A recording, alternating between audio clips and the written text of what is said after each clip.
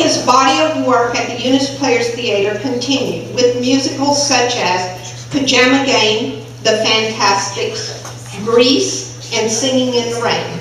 It should be stressed that he did whatever was asked of him, either as a leading man, a cameo role, or a chorus singer.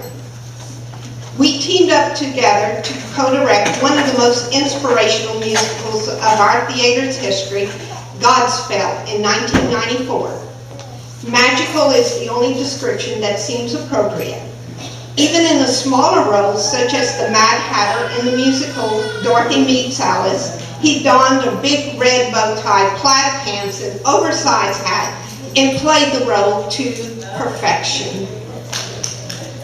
In 2007, he portrayed a troubled father, Tevye, in the musical Fiddler on the Roof, who simply asked the question, what has happened to tradition? Turning his back on his only daughter, his baby daughter, as she screamed, "Papa, no Papa," the audience shed tears at the raw emotion created on our stage.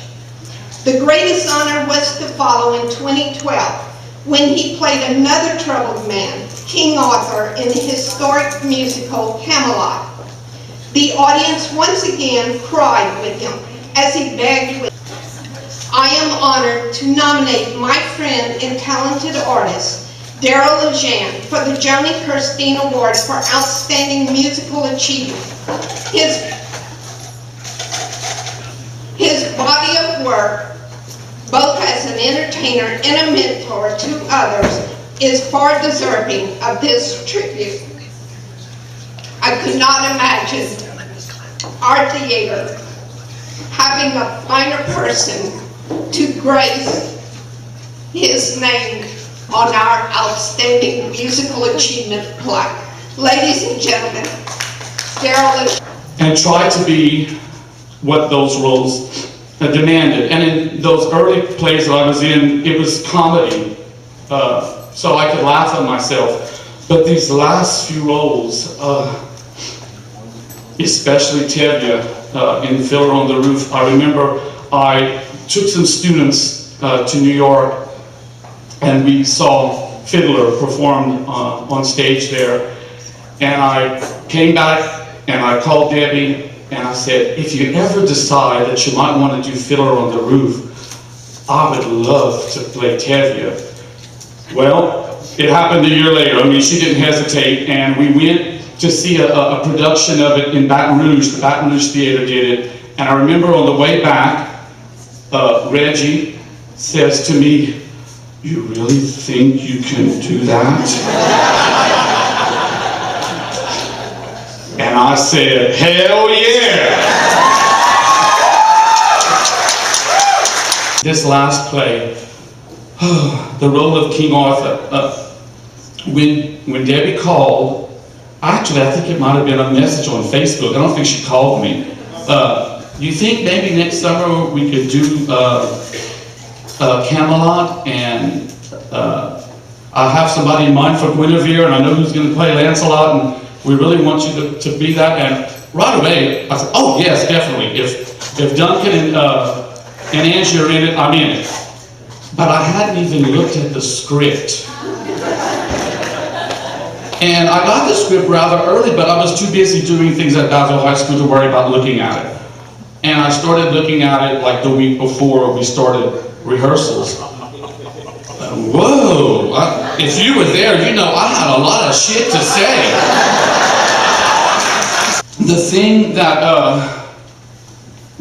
I'm thinking about right now is what it takes to put on something like this. The actors that are on the stage are only the part that the audience sees, but there's so many people that work so hard behind the stage and help to put everything going on, the lights, the sound, the stage manners. Denise Fuselier got to know me very personally.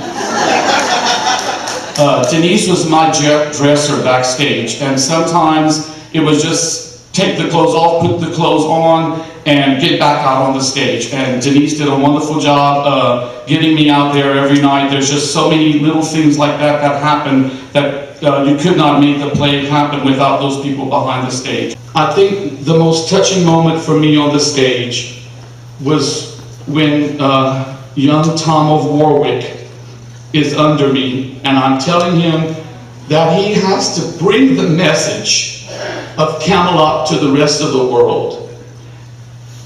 Arthur seems to be such a tragic figure, but really, he's the hope for the rest of us. He's challenging not only Tom of Warwick to bring out the message of the beauty that was Camelot, but he's challenging the audience to make this a better world, a one filled with justice, where right is the master of might.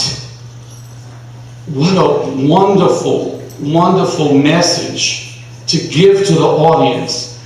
And that was the most powerful moment for me on any stage that I've ever performed. I'd ask that Tom, Kaylin, would you please come up on the stage with me? And I ask that the members of Camelot please come forward.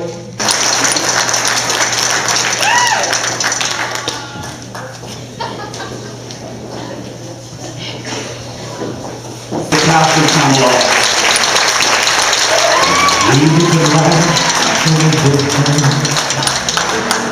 We're parted by only a slight thing.